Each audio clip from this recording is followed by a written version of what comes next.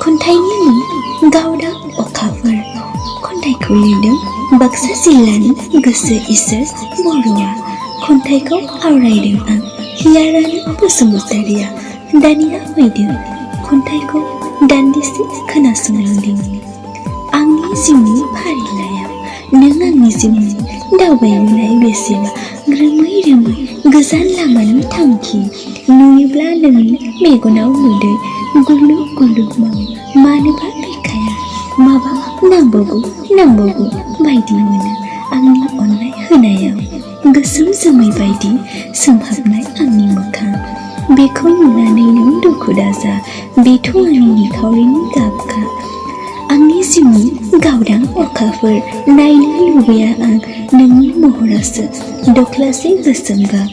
थेनो हायै बोहैनाय ज्राव ज्राव मोदैनि लैथोनि दाहारावबो आं सानस्रिगोन।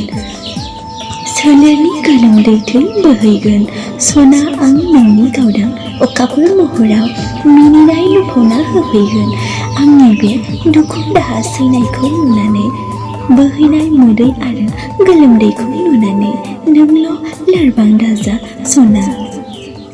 खोमसि हरनि थांखि गैयै ख्लाब ख्लिब जोंनाय सांग्रेमा होननानै आंनि गोरबोनि निखावरि देरानिफ्राय नोंल' दा आनज्रायलां सना। एसेनोसै।